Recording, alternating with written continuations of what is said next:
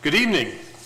Welcome to our candidate forum for Oklahoma Senate District 17. We are PAVE, the Potawatomi County Advocates for Voter Education. Our forms and procedures are based on the League of Women Voters and are nonpartisan. Now, the questions you're going to hear tonight were submitted by the community and screened for duplications and appropriateness, and we often do combined questions that are addressing the same issue.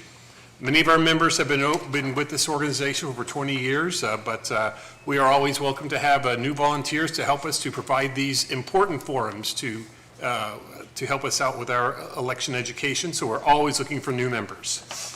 At this point, I would like us to stand and recite the Pledge of Allegiance.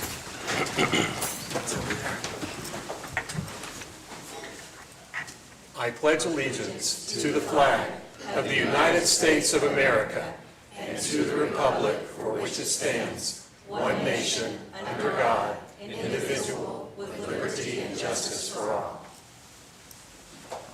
Thank you. A general reminder at this time to silence your cell phones or anything else that might make noise during this event. I do have an announcement. Make sure everyone knows the dates that are coming up for the election. May 1st is the last day to request an absentee ballot. May 26th is the voter registration deadline. And the primary is on June 24th. There is also a state question on the ballot, so every registered voter is able to vote for something on June 24th, including, it did mention there is a state question. We're going to have a straw poll that we're doing on that at the door to the forum. Primary is June 16th. June 16th, and my note is wrong. What day was it? 16th. My script said 24. Okay. Yes. Thank you very much. Okay, and all right, so let's begin. Tonight we have 4 candidates for the Republican primary in Oklahoma Senate District 17. We have Randy Cornelius, Steve King, Abby Thompson, and Justin Wood.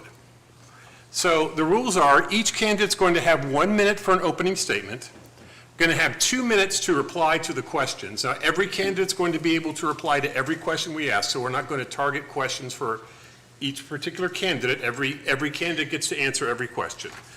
There will be no rebuttals.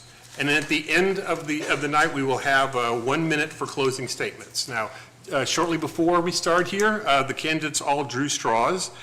So the order that they will be giving their opening statements will be Randy Cornelius, then Abby Thompson, then who is next? Then Steve King, then Justin Wood. And we're going to reverse that for the closing statement. So at this point, unless anyone has any questions, let's start. And Randy Cornelius can give his opening statement for 1 minute. Good evening. My name is Randy Cornelius. I'm a conservative Republican with Christian values. I live in Wanette, Oklahoma on a farm, raised my kids in rural Oklahoma. Been married to my wife, Jonna, for 36 years. We've been together for 41. We've been together since I was 16 years old. I'm a firefighter in Oklahoma City. I'm a battalion chief. I've been on the fire department for 38 years helping Oklahomans. And I have a servant's heart and want to continue helping Oklahomans in the Senate. Thank you. All right, thank you very much. And I should have mentioned that we do have a timekeeper over here. So the light, when you're at what point does it go yellow? 30 seconds. At 30 seconds, and then red is you're out of time. So, okay. So next opening statement is Abby Thompson. Well, good evening. I would like to thank everyone who is here. I would like to thank everyone who's watching us online. And I also would like to thank the registered voters. What a wonderful opportunity that we have to vote in this country, so thank you. My name obviously is Abby Thompson. I'm the current county commissioner for District 3. I chose to run for Senate because I think my conservative values and my current government experience give me the tools I need to lead us effectively. So thank you. All right, thank you. So next for opening statement is Steve King. Thank you. Good to be here. Good to see you. I see some new friends in the audience, new faces. some old faces. I'd like to introduce my best friend, Linda, out in the audience. My best friend, wife, almost 48 years now. Excited to be here. I have a family of 4 kids. Those 4 kids, all adults in professional careers, well-educated, and doing well in the community, and thankful for that. Just a moment, second of my background. I am retired United States Air Force after a 30-year career. Moved from that career, the highest enlisted rank, finishing up, to a career with Dell. First technical support manager hired in Oklahoma City with Dell. Grew a team of 13 up to 400 plus with my peer managers and I, and had an amazing time seeing Oklahoma grow. Thank you. And last opening statement from Justin Wood. Thank you. I think I'd be remiss if I didn't take a moment to mention that we had a Senate candidate that passed away just today, and tragic situation. So I would ask you guys to keep the family, the Christian family, in your prayers. I know a lot of you in this room. Been in Shawnee my entire life. Been in this Senate district my entire life. I want to thank Randy and Steve for their service to the state, and Abby for her service to this county. There's people at this table that love you and are excited to have the opportunity to represent you. And I'm one of those people. I served in the Oklahoma House of Representatives for 2 terms from 2012 to 2016 when I was 21 years old. And that gives me the experience that I need to get to work on day one. And so again, grateful that you guys are here, and grateful that we have the opportunity to speak to you. Thank you. All right, so we have several questions that some have been provided in advance, and some were walking the door. So I will start off with an easy question for each of you. What is the first goal you would like to achieve if you become senator? And we will start with Steve King. Thank you. My first goal is to build relationships. As a state senator, I've had a lot of folks knock on my door over the years and say, if you just tell me what you need, tell me what you need as a voter of your representative, of your senator, I'll take it and have it done. And we know that that's not how it works. That is consensus building, it's relationship building at the Capitol. First thing is reading. As session opens, there is a flood of bills. This last year, it was over 3,000.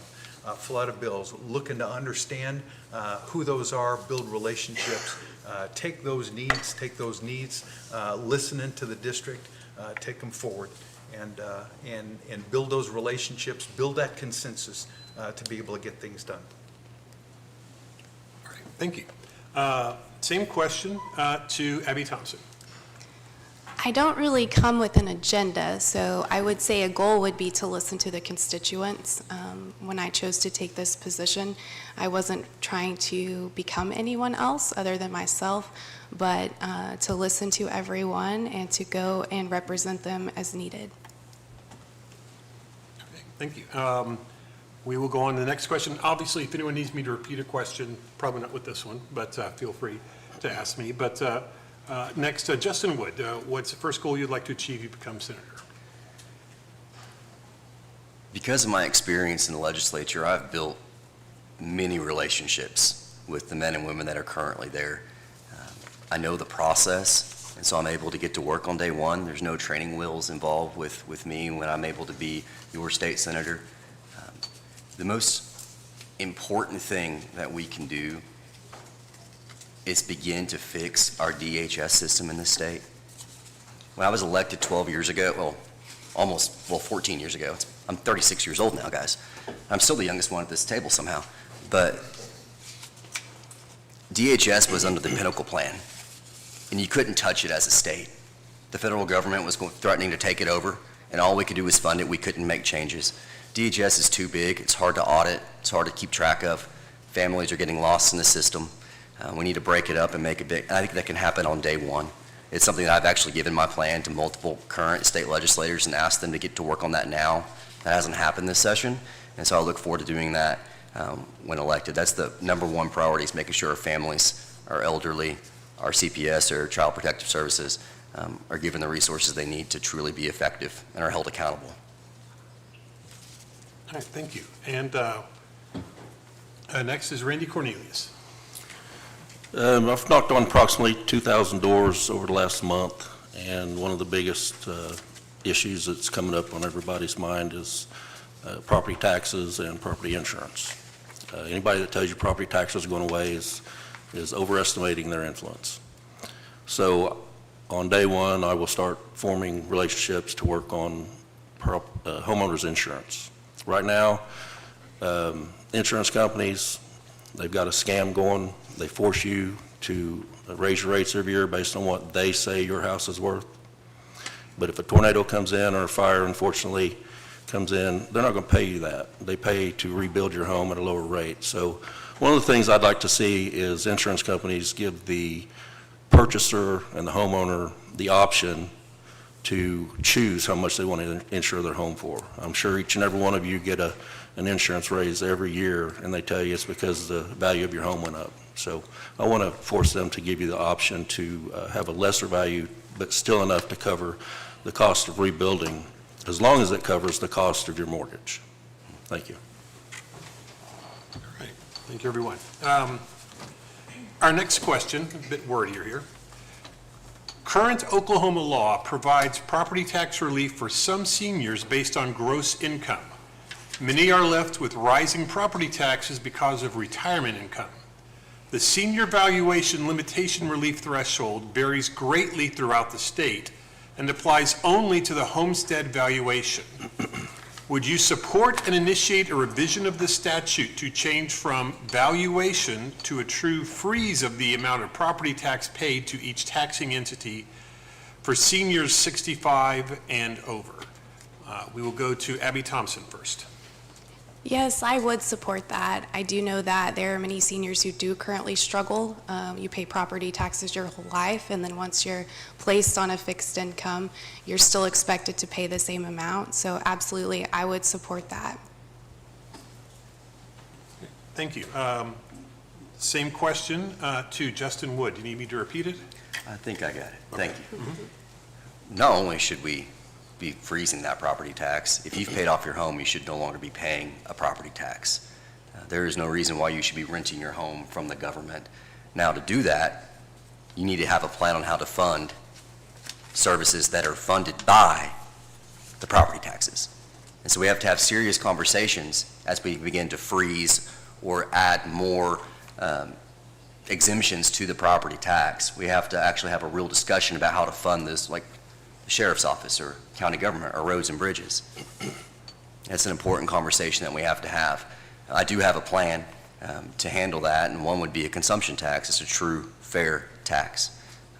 And to talk through that and what that looks like, to remove one tax burden and to add another is a big conversation. But before we make huge decisions impacting our entire funding structure, those conversations have to be had. But absolutely, no one should be paying taxes for homes they've already paid for. They're paid off, and our seniors who are struggling day to day in Social Security checks, not to mention paying taxes on their Social Security checks. But those are all conversations that need to be had at the state level, including all stakeholders. All right, thank you. Same question to Randy Cornelius. Do you need me to repeat the question? No. Okay. Again, property taxes are something that aren't going away. We have to have property taxes for schools to grow. If we don't have property taxes, then schools are going to stagnate and get worse. Education being another one of my priorities. What I would support is freezing it not at 65, but at 60. And right now you can freeze it at 65 as long as you're below a threshold of a certain amount of income. I would reduce that to 60. I would want to reduce that and work to reduce that to 60 years old, regardless of your income, because you shouldn't be penalized and have to pay more taxes just because you make $100 over the limit or $500 over the limit. And I'm against that income threshold. So I would support freezing it. And Justin's right. If we do offset that, or if we do anything with property taxes, we have to figure out how to offset it. Oklahoma is one of the states that's growing the most right now. A lot of people are moving here from East and West Coast, hopefully leaving their politics there, but they're bringing their money and they're purchasing houses here. And so I think that with the influx of people moving here, purchasing new homes, that'll help offset the freezing by bringing in new property taxes. Thank you. Okay, and Steve King. Thank you. Certainly, I would support that freeze as well. But as we look at that, that is really part of a larger, I believe, part of a larger concern. Our state has not seen a restructure of the property system or the tax system since 1930. We've got to go back as a part of that that was looked at, and a couple of real good points brought up. We've got to back up and look at the entire structure. We've got to go back and look at what every stakeholder, as mentioned in the state, on different taxes. And we saw this this last cycle, taxes pulled out of certain areas, and then folks running, scrambling, trying to figure out what are we going to do about the shortfall. We've got to go back and look at the entire structure for the entire state. Production taxes, so many different things that require a look, and understand first what our priorities as a state are, where we're gonna hold that, what we want to do. Go back and look at our must-pays, understand the needs, and have a realignment. Thank you. All right, our next question. A big obligation of the Senate is picking Senate leadership. Do you have an idea on which faction should be in charge or how you would make your selection? We're going to start with Justin Wood. That's a great question. I wish I'd have written that question myself. One of the questions we're all getting as we visit with, I'm sure you guys have all received calls from Senate leadership or visited with Senate leadership, is there's currently a power struggle between two different groups in the Senate. I don't necessarily think that's necessary anymore. I think that someone can come in with the right motivation that's able to build real relationships and can bring those two factions together. The Republican Party is unique in the way that it's brought so many different types of people into it over the last 12 years. I think we have the opportunity right now to unite those factions and bring them together with the right person. And I believe I'm the right person to go to the state Senate and make a real difference in bringing those factions together. Because it's not about factions back home. It's about your needs, your desires. It's about not being able to buy groceries or choosing between. I talked to someone today that was choosing between buying groceries and getting gas to go to work. They don't care about the factions in the Senate. They want the Senate to work. They want the Senate to care about them and think about them. And this Senate seat's up in 2 years. It's a special election for a partial term. Whoever wins this race, Lord willing, I'd love it for it to be me, is going to have to go back to the people and is going to be held accountable for how they brought those factions together and how they served the people in Senate District 17 and the entire state of Oklahoma. And I believe I'm the one that can get that done. Thank you. Next, Randy Cornelius. Again, Justin's right. There's too much division in our politics. I want to compare it to the Crips and the Bloods for those of you that were around in the 70s and 80s with the big gangs on the coasts. And not just in the Republican Party. Right now the Republican Party is fractured, but also the Republican versus Democrat. And I believe that anybody that runs for office, regardless of their political party, should do the right thing for the people they represent. That means making the right choice to do the right thing that helps America, that helps Oklahoma in the federal government and the Oklahoma legislature. So as far as picking Senate leadership, I would visit with all of the current senators, find out who they believe is the right person for the job. That's how things work. You can't go in and be a new person in any organization and pick the leader. So you have to talk to everybody else, find out who the leader is, and support that leader if it's the will of the membership. and help guide them to make the right decisions to bring everybody together. And I'll try to do that as first day as senator. Thank you. Okay, and Steve King. Thank you. Leadership of the Senate is crucial in bringing bills to the floor, allowing issues to get heard, and that choice is crucial. And right now, there are a lot of factions. There's a lot of discussion back and forth. I think we need to be really cautious about that, really careful, and we go back and look at what's actually the last session and this session. We go back and look at what's been done, what's been accomplished, and who's got the most done, and the best decisions made for our families, for our businesses. We need the right kind of leadership. That the squabbling is difficult. The differences are sharp. I'd love to see everybody brought together. I'd love to see somebody sit down, but it's not getting better. It's growing farther apart. That this last session has seen more of a divide than ever before, and I believe we're gonna see more of that. We've got to go back, as Randy said, talk to each of the members that we can understand. And there's a lot that goes on. If you were watching, and many of you saw at the end of last session, there was 3 months worth of work and decisions made in that last 48, 72 hours of the last session. Got to go back and look at those. What's finalized this month, next month, and understand where the right decisions are being made. Take the leadership that is pushing Oklahoma forward, and looking to them for guidance. Okay, Abby Thompson. I think first you have to start by doing your own research. Take the time to look at the choices that have been made and who they've been made by. I also think that you need to ask questions to the current leadership. I also think that this cannot be based on party. We're not getting anywhere, we're not moving forward when it's based on party. So you need to make that decision based on quality, moral, and ethics. Thank you. Thank you. Okay, our next question.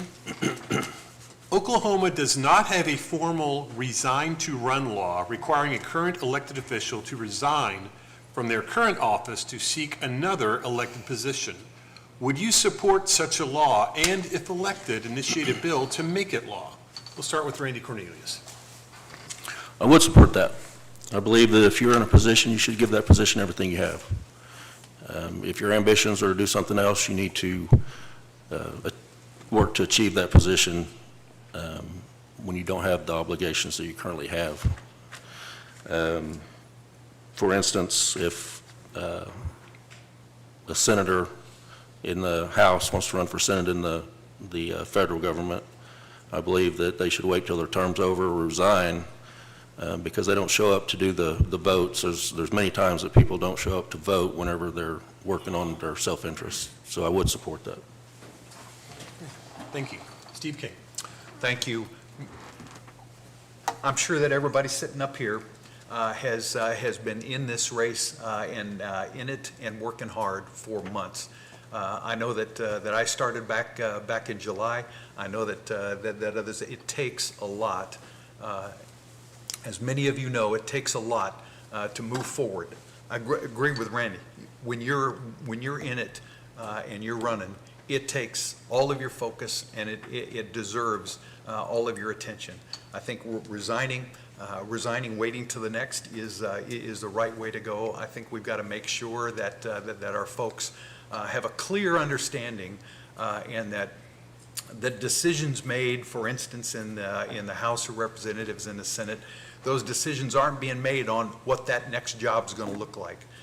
My concern sometimes is that we have folks using political calculus, right, on what to decide in their current role to see how they're going to move to that next rung on the ladder. And I think that's a very dangerous thing. I think we've got to be very careful about making decisions that are full of, that are based in and rooted in integrity, and not what that next step is going to be. I came into this race never thinking that I would ever run for public office. I had no intention of doing this, didn't want to do this, but I saw a great need. And I saw a need for integrity, decisions at our legislature made with integrity, and moving toward something other than that political calculus that's used oftentimes. We need to make sure that that's happened, and I think this is one of the keys that can help that. Thank you. Abby Thompson. Absolutely. I would support that. Right now, I am holding a government position as well, and my term will not be up until December. So it's very hard to maintain both and to stay focused. I'm a person who believes in giving 110%, so I absolutely would support that and in order to be able to do, my current job effectively and efficiently. Thank you. Justin Wood. Want to repeat the question? Sure. Oklahoma does not have a formal resign to run law requiring a current elected official to resign from their current office to seek another elected position. Would you support such a law and, if elected, initiate a bill to make it law? Yes. Okay.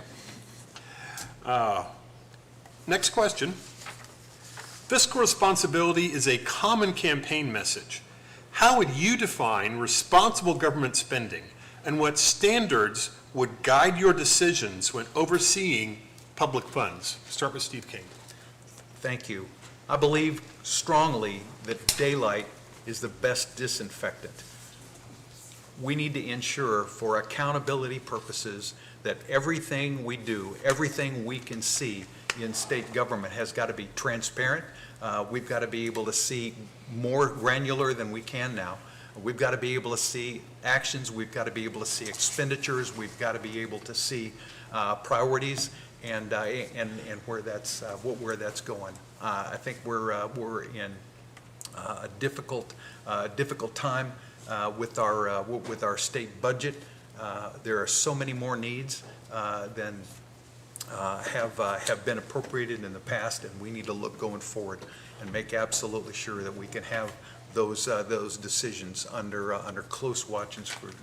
Thank you. Abby Thompson. Will you repeat the question, please? Sure.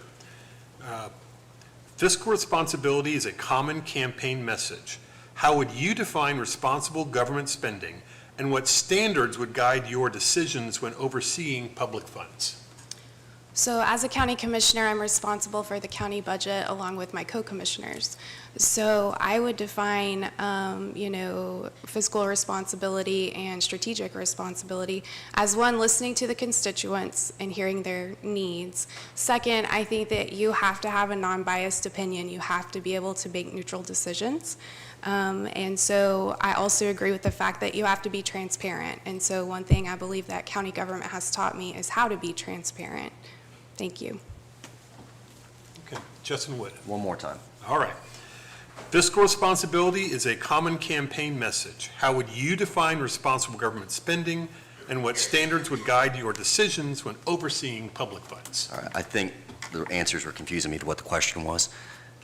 The question is about how you would make sure that the money that's being appropriated is being done within reason and being done to make sure that the ultimate level of use is made from it. Merit-based funding makes a lot of sense.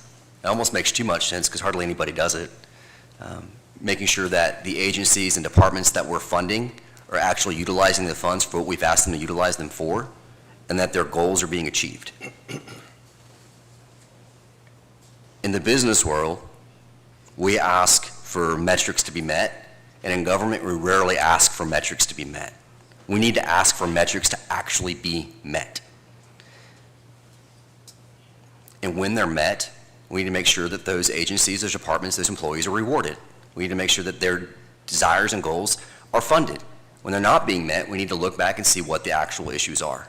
Is it issue with the agencies themselves? Is it issues with redundancies? There are so many different problems that we see when we actually look at the agencies themselves and audit not just their finances, but audit their actions. You have to hold people to a standard. We have to hold our agencies to a standard. Merit-based funding is the only way to truly do that. When you're performing and know there's no accountability to how you perform, it's less likely you're going to perform at a high level. When there's accountability, you start performing at a higher level. So merit-based funding would be how I would answer that question. Okay, and Randy Cornelius, you need me to reread the question? No. First, let me explain something to everybody that, everybody in here probably knows this, but there are a lot of people that don't know this. Government doesn't have money. They take taxpayers' money and spend it. Sometimes they spend it wisely, sometimes they waste it.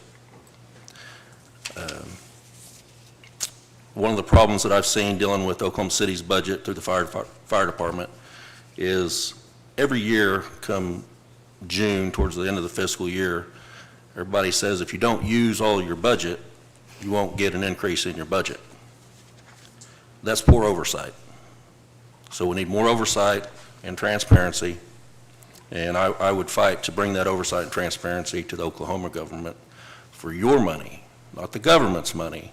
It's not the state legislature's money, it's your money. And I would fight to bring oversight and transparency to ensure that your money's protected. Thank you all. This next question is a little long. Oklahoma law currently allows churches to provide temporary overnight accommodations under limited conditions, but only for a restricted duration before additional code or occupancy requirements may apply. Would you support revisiting or potentially removing these limits, including the commonly cited 75-day threshold for temporary housing use, to allow churches greater ability to fulfill their ministry responsibilities and exercise their constitutionally protected freedom of religious practice by providing shelter or long-term transitional housing for individuals and families experiencing housing challenges or periods of housing instability within their communities? Let's start with Abby Thompson. Yes, I would support that. I believe with a church or any institution that chooses to help someone, you shouldn't place rules and regulations on that. I think that, we have the option, we live in the greatest country in the world, and we should be able to use that to our advantage, especially if helping others. Thank you. Justin Wood. I think it's important that we lessen any sort of burden for those that are trying to do exactly what they're called to do. And when we talk about churches and their willingness to provide housing, now there's probably some regulation in place to make sure people are safe while they're there. I understand that. But at the same time, we don't want to limit the ability of churches to fulfill an obligation they feel called to do. And when they're fulfilling that obligation, the stress on our government lessens. When you and I do our job as a Christian, when I do my job as someone who loves the Lord, it lessens the burden on the government to have to do that job for me. And so, yes, I'd love to give churches the opportunity to better serve the people they care about in their missions and their ministry, especially when it lessens the burden on the taxpayers who are really, honestly, paying for things that are doing things less effectively. Thank you. Next is Randy Cornelius. Would you like me to repeat the question? No, thank you. Okay. Government, federal, state, local, needs to stay out of the church's business when they're helping other people, period.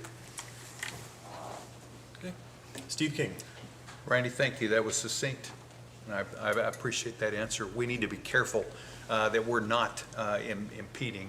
And while from time to time, there are some areas that we need to look at, make sure that are on track, make sure with existing conditions, we need to enable our churches. We need to be further and enable our other nonprofits, right, that are taking that load. Government is not the answer to all of our problems. It has never been, and it never will be. Many of those problems are heart problems, and they come from difficult upbringings, from difficult times. Our churches need to, our nonprofits need to be able to get in, minister to those people where they can, and ensure that they're using their facilities, your donations, your tithe monies to be able to support as they best see fit. Thank you. All right, so we have another related question, close to the same topic. Would you support carefully crafted grandfathering provisions for older church facilities working in coordination with the Oklahoma State Fire Marshal to maintain reasonable safety standards while expanding local solutions for unhoused individuals or those experiencing housing challenges? Specifically, should churches receive flexibility regarding costly retrofitting requirements such as sprinkler systems or other fire suppression mandates when those expenses may substantially burden their ability to carry out faith-based missions of caring for vulnerable community members, a role many view as connected to constitutionally protected religious exercise and charitable service? Start with Justin Wood.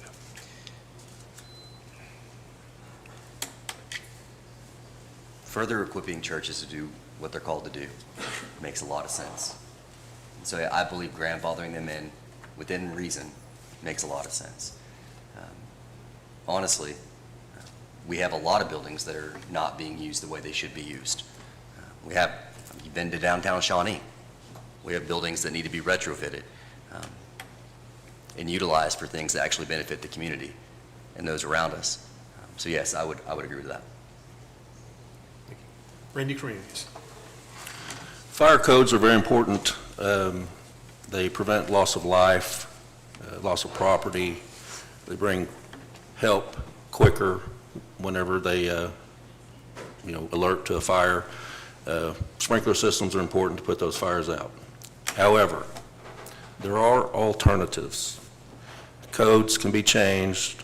You can install more fire extinguishers, more smoke detectors, and fire prevention options without having to retrofit the entire church.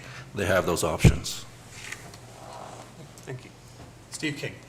Thank you. And I think the first few words of that question, where it says carefully crafted, we've got to carefully go back and look at that. And I would agree. We need to ensure that the public safety is provided for without being ham-fisted in our approach, going back and ensuring that those churches, those nonprofits, again, can fulfill their mission, the mission that they're called to, while carefully looking at those safety issues. Thank you. And Abby Thompson. Yes, it's absolutely important that all codes should be enforced. However, I do not think it's responsible to put all of that burden back on churches. It's not a one-size-fits-all. You're going to have to carefully and strategically look at each of those situations. But yes, I do believe, obviously, that the codes need to be enforced, but we need to look at other options in order to relieve the financial burden off of the church. Next question. Public officials often receive travel reimbursements or allowances tied to their role. How do you believe elected officials should responsibly handle taxpayer-funded travel and transportation expenses? Start with Randy Cornelius. I believe travel expenses are part of the job. I mean, I have travel expenses going to do my job. I do not believe that it should be a part of your compensation, to be honest with you. I think that if there's state vehicle for our position, if there's a state vehicle available, then you could use that. But as far as getting back and forth to home and doing any personal errands or business, then it should not be allowed. That includes campaigning. So I would be for limiting any kind of allowance for that, for private use of private vehicles, and keep it strictly to state-funded vehicles. Okay. Steve King. Thank you. That wording is important. Could you read that question again, please? Of course. Public officials often receive travel reimbursements or allowances tied to their role.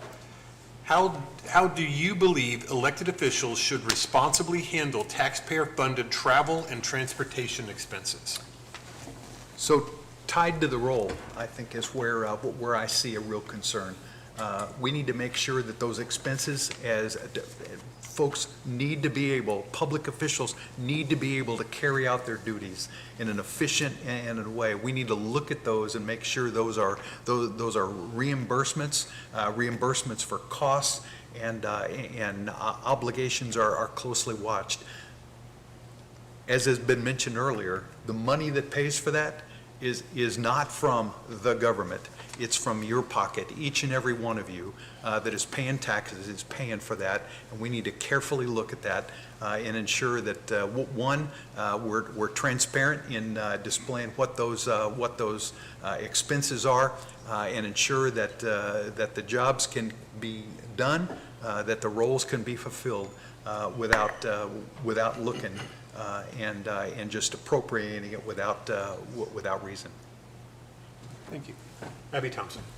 Once again, I think that everything is situational, and it's not a one-size-fits-all. Again, I know what we have exercised in county government is any out-of-state travel, any excessive travel must be approved before you will be reimbursed for that situation. And some of you may not know, but I actually suffer from epilepsy, and so I am not allowed to drive. I do still receive a travel check. I do think it's very important that you don't abuse that situation. I have been provided reasonable accommodations from our DA. So I think, once again, everything is situational. It's not a one-size-fits-all. You've got to look at each situation. And Justin Wood.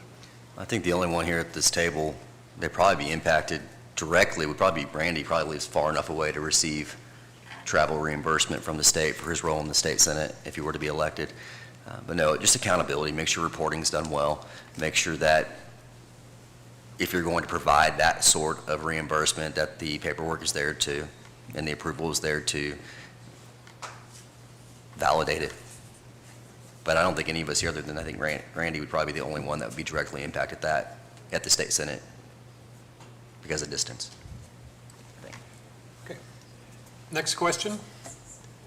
If elected, do you intend to serve the full term of this office? And how would you reassure voters that this position will remain your priority rather than a stepping stone to another position? Steve King. Thank you, and I appreciate that question.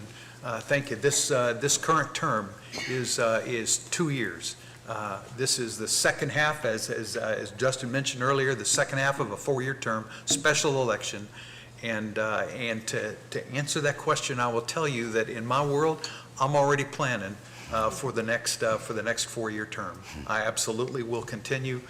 Look very much forward to, excited about the opportunity to serve, and if you will, look at my resume, please.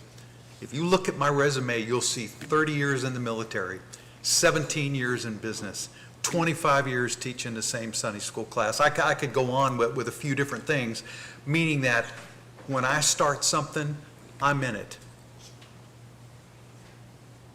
When I start, I don't say yes very often, but when I do, it's yes. And I'm in it full and foremost. Thank you. Abby Thompson. Will you repeat the question, please? Sure. If elected, do you intend to serve the full term of this office? And how would you reassure voters that this position will remain your priority rather than a stepping stone to another position? Well, first of all, it's absolutely not a stepping stone, and my intentions are, if elected as your senator, to serve the full 12 years. I think that you can look at my track record, look at my history. I am currently in my 4th year of my first term as county commissioner. I don't walk away from challenges. Nothing is going to scare me. I will finish it. Okay. Justin Wood. Many are the plans in the mind of the man, but the Lord's way will stand. I think the Bible says a lot about making plans outside and expecting them to always stand the way you exactly want them to. And there's also some things in the Bible about thinking too far into the future about things. I think we make promises with the intention to serve well. My desire is to serve as state senator as long as you guys desire me to be your state senator. You'll get every single ounce of my effort. I have no desire to run for Congress, run for statewide office. I love my marriage. It's important to stand where you are and to serve well where you are. But I think telling people you're going to be somewhere for an extended period of time outside of the term that you're in is is probably somewhat far-fetched, right? We're all serving at the pleasure of you. My desire is to serve for the next 2 years as your state senator, and my desire is to serve you for the next 4 years after that. But I serve at the pleasure of you, and I serve at the pleasure of the Lord who appoints. Thank you. Randy Cornelius. I've been a firefighter for 38 years. I've been with my wife since I was 16 years old. If I know anything about commitment, I mean, I'm a prime example of somebody that's committed to long-term. If I'm elected to state senate, I will fight to serve for the full 12 years. I am eligible for the full 12 years. I will not jump from one party to another or one position to another. My focus will always be to be an Oklahoma state senator to serve you. All right, next question. Budget decisions often involve balancing employee compensation, operational needs, and limited funding. How would you approach situations where raises or increased spending are requested, but funding is not available? Abby Thompson.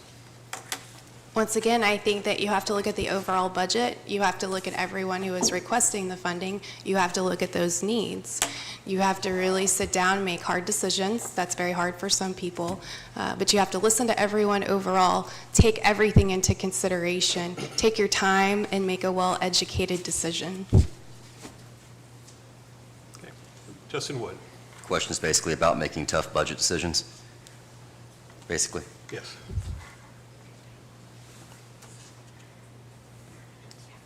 Again, I'd go back to my desire for merit-based funding. If an agency or a department is performing at a high level and they have desires to grow or to do more things, then you fund those things. If they're not performing at a high level, you need to find out why. Do they need more money? Right. The sheriff's office could use a lot more money, Abby, right? I mean, Melissa, but do you have it, right? These are hard questions that you have to answer. Where do you take from to give them more money?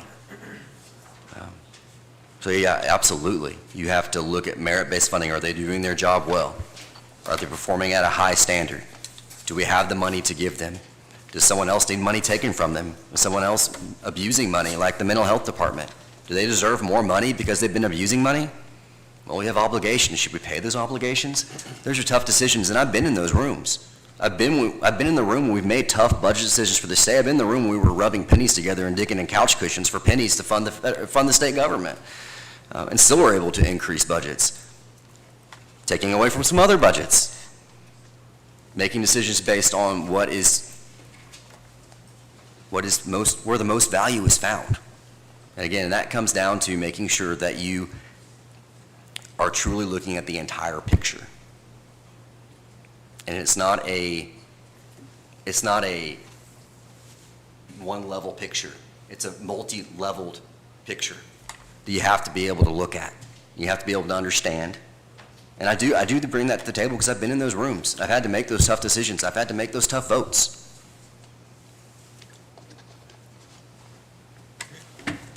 Randy Cornelius. Fund the important things that help Oklahomans cut the waste, cut their budgets, and use Oklahomans' tax money the way it's supposed to be. It's not a hard decision. There are wasteful projects out there, personal pet projects that could be cut. There are ways to find money for the important things in this budget. Steve King. Thank you. There are places to find important things. There are places to fund things that have to be funded. As we go back and look, and it's a matter of priorities. We sit down, every family sits down and looks to ensure that with the money coming in, and thankfully this state has a requirement that we pass a balanced budget, that we're not spending more than we take in. We've got to sit down and look as a state and continue to. I have worked these issues, worked them in the federal government. The old phrase, doing more with less, goes way back. And that's not something that's new. Have done that, have gone and had to look for areas in our budget that were antiquated, areas in our spending that were antiquated. We've got to go back and look and ensure that the right priorities for the right time are being addressed. Thank you. All right, our next question. Transparency and accountability are important to voters. What practices would you implement to ensure the public can trust how you use government resources and make financial decisions while in office? Justin Wood. The legislature fortunately already has a mechanism in place with LOFT, where they review every agency's budget and how they're spending their money. I think it's important that we continue that effort to make sure that every single penny, again, belongs to you, not to the government, is spent wisely and within reason. And that when we make rational decisions on spending your money, on spending taxpayer money, that it's done with integrity. So LOFT does a great job with that. And again, I think as a legislator, one of the best tools we have are local media. We've got the countywide here in the room, maybe the Shawnee News Star, I'm not sure. But utilizing those groups, utilizing the radio, I was on the radio once a week when I was in the legislature, making sure that the constituencies knew, that you guys knew what was going on at the state capitol. When you utilize those resources that do such a great job getting the news out there and information out there, people know what's happening. Showing up to legislative luncheons and explaining your votes and explaining why you funded something or what you're doing about the misuse of funds. That's transparency. Being there, being willing to answer questions. That's transparency. Randy Cornelius. Transparency in any budget, whether it be your home budget, being honest with your wife and husband about how you're spending your money, state government, federal government, any budget needs to be transparent. I would put out the information, make sure that everybody in District 17 and just everybody in Oklahoma has the information available to what your tax money is being used for. And I would call out BS if I seen it, wasteful spending, and hold them accountable and make sure that people knew what was going on in the state Senate. Okay. Steve King. Thank you. Just say again, sunlight is the best disinfectant.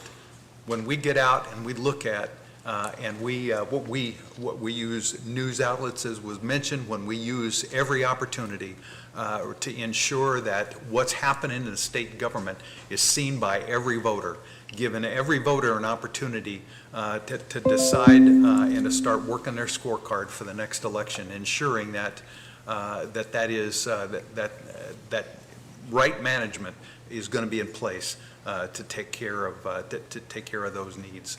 As we look at LOFT, LOFT is doing the job. I would submit that we're not using LOFT to manage that, to oversee it as it needs to be.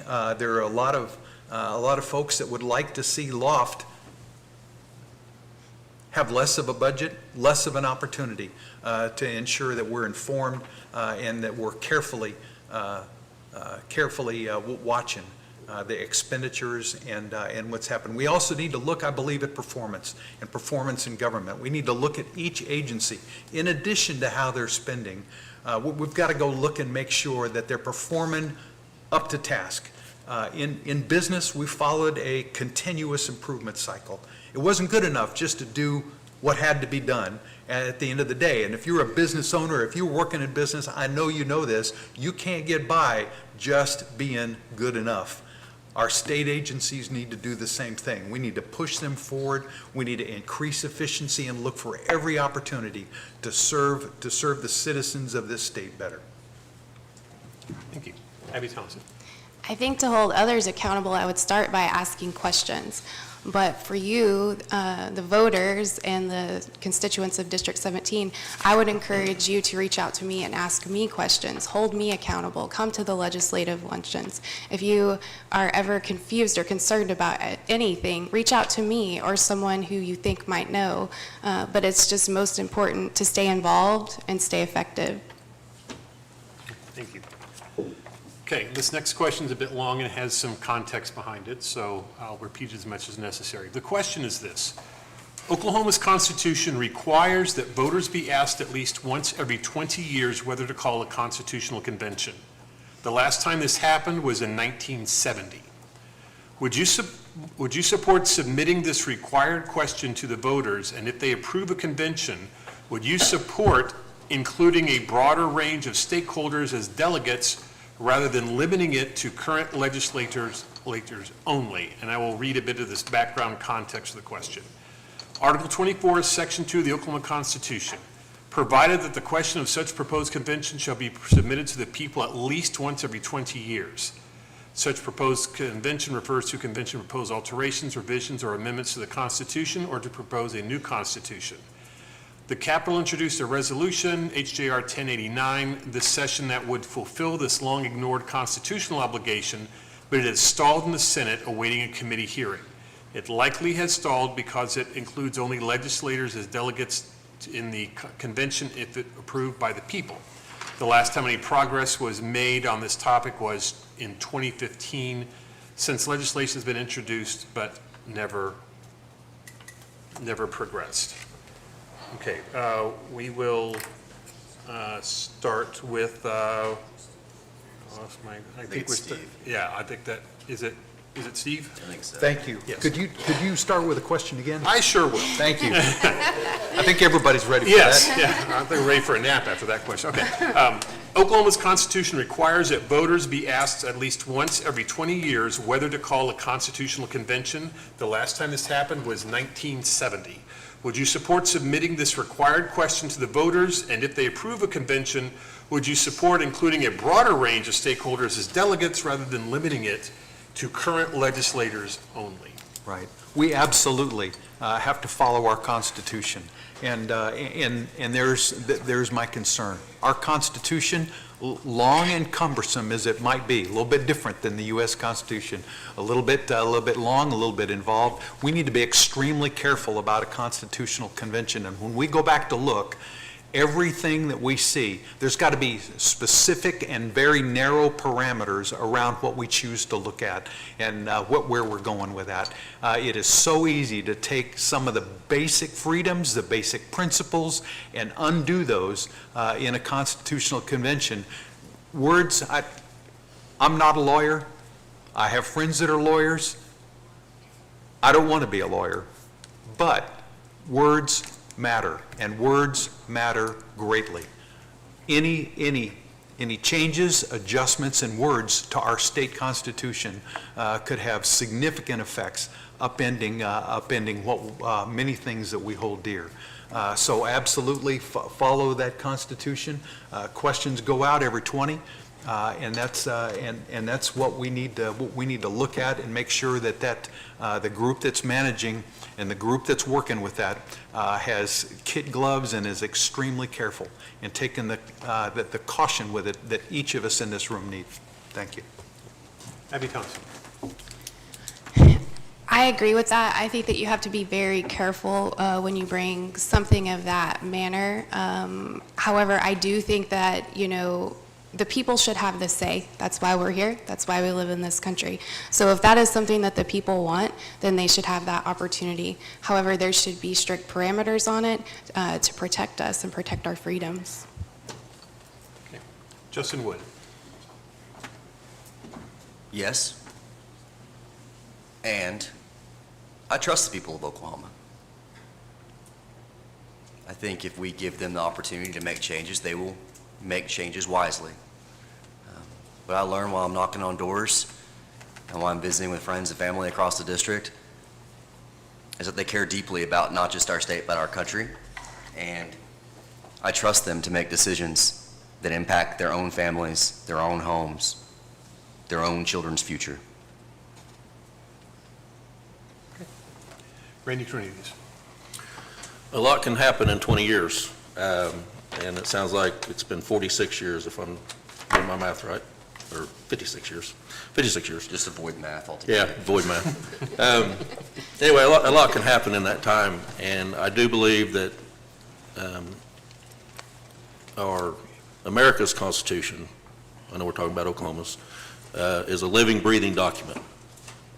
And so I would take that to the common sense that Oklahoma's Constitution is also a living, breathing document.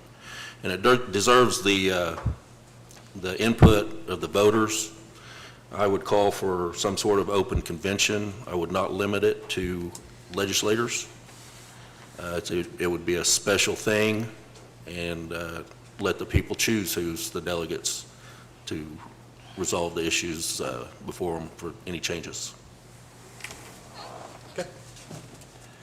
Let me see here. We are, it's all the way around. Everyone did that right? Okay. We have time for 2 more questions that we're going to ask before we do the closing statements. Hang on a second here. Pardon me.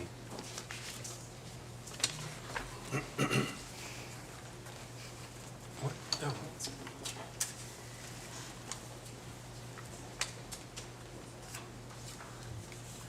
Okay.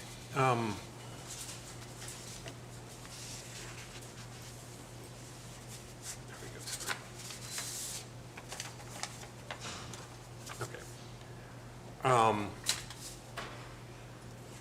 Next question. How do you feel about the fact Oklahoma is increasing funding to tax credits for private schools but defunding public education? Abby Thompson.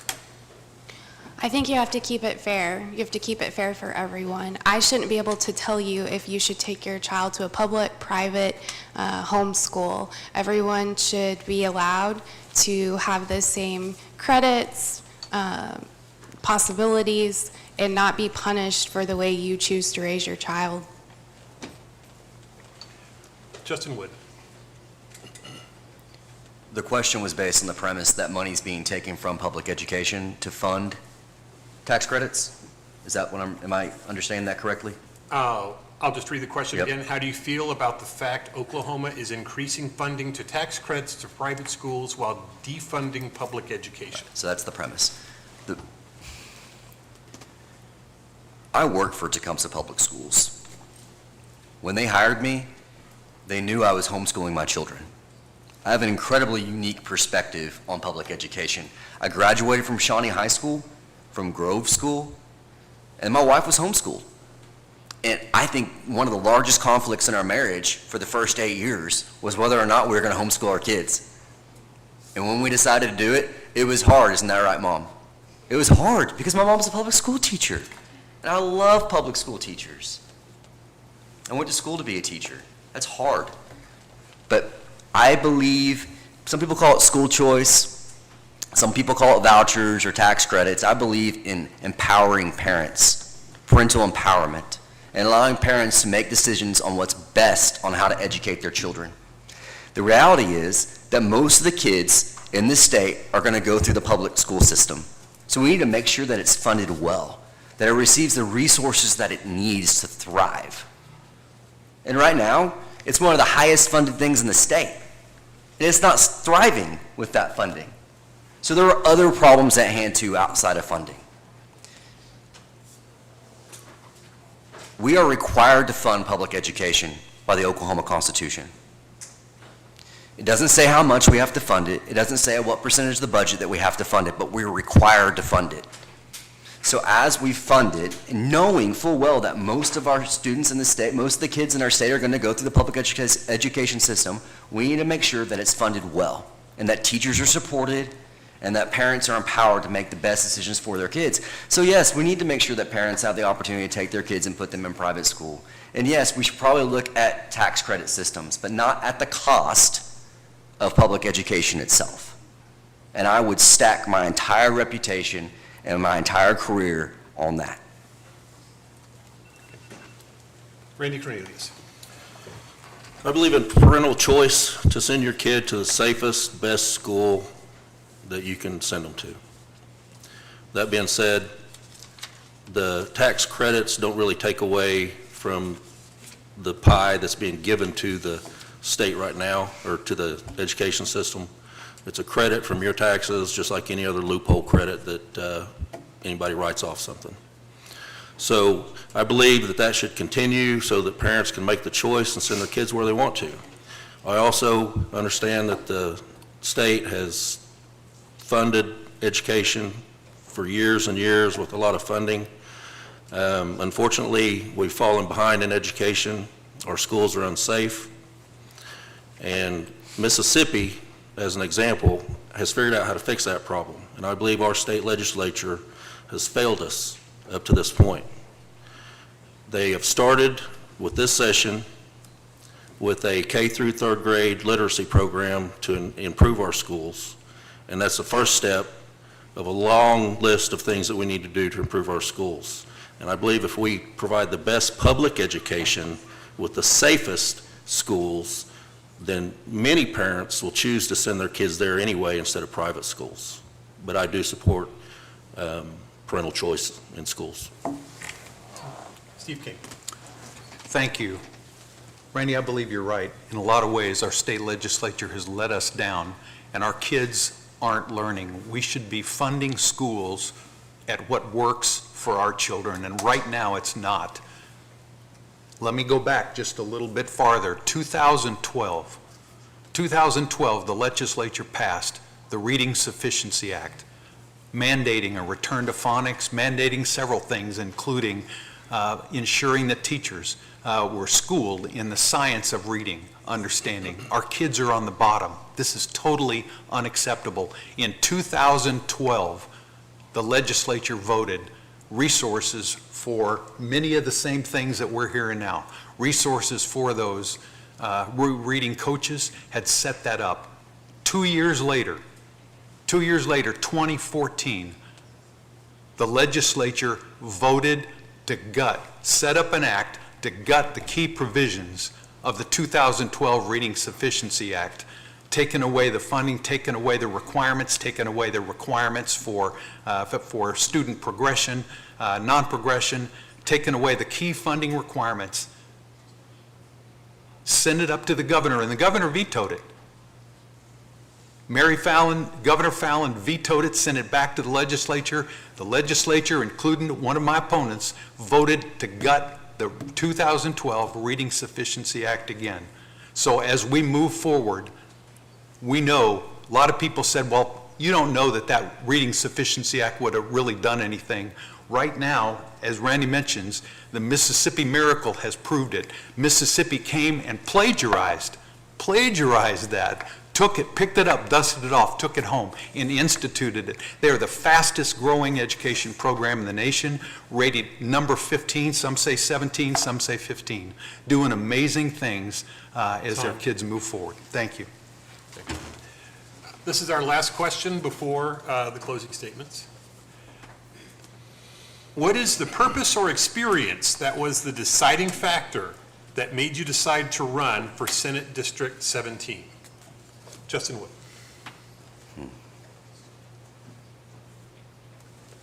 When I decided not to run for re-election in 2016, the decision was mostly based on the fact that I'd missed a lot of Everett's first few years on this earth, and I wanted to make sure that I was more present for him and for Finley, who was born just a month or so before my decision that I made not to run again. And then, of course, Harrison came along just a few years later. As I was knocking doors for my father as he was running for county sheriff, and as he was knocking doors and as we're visiting with people, people asked me the question, we really miss your leadership. Would you ever consider running for office again? At that point, this is back in 2024, I didn't know what that looked like. Olivia and I had always kept the door open, but I didn't know what that looked like. But we began praying at that moment as people started bringing it up about the opportunity. Then we started visiting with stakeholders, not just in Shawnee, but down to Wanette, all the way up to Hera and Choctaw area, asking the question, would you be willing to support a campaign for state senate for me, for Justin Wood? And people were. They appreciated my leadership, Steve. They appreciated the work that I did at the Capitol. They appreciated how I treated people and how I never attacked my opponents. They appreciated how I listened to them and how I always brought information back to them. They appreciated that. People want a genuine heart representing them. They want people who know them representing them. The Lord had to do a work on my heart and on my wife's heart and on my kids' heart and probably my parents' heart to get us to the point where we wanted to run for office again. And I'm grateful for that work because I've had a blast getting to visit with people again and being in this world again and getting to see you guys in this room again. I don't know if there's a single person in this room, maybe one, that I haven't met before. Time. Thank you. Randy Cornelius. Well, as I've repeatedly said, I've been a firefighter for 38 years. I have a servant's heart. I started on the fire department when I was 19 years old. I've done nothing in my life but help other people. It brings me joy. It's important to me. Many firefighters that I've talked to that have retired struggle because they lose that sense of being needed to help others. I feel like moving into the Senate will be a good move for me to continue helping Oklahomans to protect public safety and protect the future of my new grandson. I say new, he's a year and a half old. But he's one of the driving reasons, to protect the future of our kids and our grandkids. And that's what drives me to run for this office. Steve King. Thank you. As I looked at this race, and as I looked, and I believe I mentioned a little bit ago, this is not something I ever thought I'd do. I never saw myself wanting to be in a political office, never ran for political office. So many times at the doorstep, my best friends said, Steve, this is probably on the list of things you said you wouldn't want to do. Why in the world are you doing this? After much prayer, soul searching, I turned this down, turned it down twice. Said, nope, that's not what I've ever wanted to do. But I saw a need. I saw a great need, and I saw a need for leadership. I saw a need for service. I saw that we needed to have decisions made with integrity for the right reason. And instead of choosing to sit on the couch with my grandkids and enjoying that much more time with them, and I love doing that, but I couldn't just sit while there was a need, and while things had to be done. I grew up serving my country, serving in business, serving the communities that I was in, serving at my church, working hard. I can't not serve, and that's why I'm in this race. Thank you. Thank you. Abby Thompson. I love what Randy said, a servant's heart. I've always believed that. I've been blessed with that. I was raised in a great family, and I love helping others. And so my experience as county commissioner has shown me the importance of helping others and the rewarding aspects of it. And this was a tough decision. It was one that took a lot of prayer. I love being a county commissioner. In all honesty, I wasn't sure if I was going to run for commissioner or choose to move up at the state level. When I was approached, I did. I talked to my family about it. I prayed about it. And after long consideration, I just know that I want to help others. And I hope to do that as your senator at the state level. All right. Thank you. Now, each candidate now has an opportunity to make a 1-minute closing statement, and we will start with Justin Wood. Thank you, sir. And I do want to take that moment to say thank you to PAVE and for all of your hard work here tonight. It's a long night. For everyone for showing up, it's a long night to be out here on a Thursday night and spending time with politicians, people running for office. But I'll tell you this, guys. If there's one thing I leave you with here today, the one thing you heard the entire time is that every single person on this panel, every single one of us, we're going to disappoint you. But my Lord and Savior Jesus Christ will never disappoint you. I promise. And I want you to hold on to that. You guys have known my name long before I filed for office. Years of showing up, years of service, years of working in this community, my entire life. And you'll know it after. The Wood family is here to stay. It's a name you know, it's a name you can trust. I appreciate you guys for being here. Steve King. Thank you. One of the things that has impacted me the most about this run is a need for, a desire for integrity and to serve. And let me just tell you, the decisions that are made in the legislature this next year and the years following are going to have an impact on every single person in this room, much like the ones that were made last year that impact us. I need to know, I hope and pray that you need to know that the person that you send to the Senate, that the person on this stage that goes, whoever that will be, whoever, the Lord knows we don't yet. We can't know the future, but whoever that is making the right decisions for you. I would be honored to earn your vote. I'd be honored after serving our country to be able to serve you in the state Senate, and I would. Abby Thompson. Well, I just want to say thank you. Thank you to everyone watching. Thank you to everyone here. Like Justin said, on a Thursday night, to come down here, it's probably not what you intended to do. But thank you all. This shows how much that you care. I also want to encourage anybody to reach out to me if you have questions, if you're concerned about any of my views, please reach out to me because I would love to serve you at the state level. Thank you. And Randy Cornelius. Thank you for being here. Thank you for watching. This is a very important race. My name is Randy Cornelius. I live in Wanted, Oklahoma on a farm. I have 2 children. I've been married for 36 years. I've been a firefighter for 38 years, caring for Oklahomans, and I want to continue to care for Oklahomans in the Senate. I am endorsed by the International Association of Firefighters, who represents 330,000 firefighters across North America. I'm endorsed by the Professional Firefighters of Oklahoma, who represent your Oklahoma firefighters. And I am proud to say I am endorsed by your Shawnee firefighter, Local 206. And I'm humbled that they trust me with the future of this community and the future of Oklahoma, our children and grandchildren. I'm asking you for your vote. Thank you. And I want to thank all of you for coming to the forum this evening, and especially thank our 4 candidates for taking the time to tell you about their vision for what they want to do in office. Please don't forget to vote, because as we love to say, democracy is not a spectator sport. You got to get involved. Thank you all for coming. That's it. Thank you. Contacts. We good?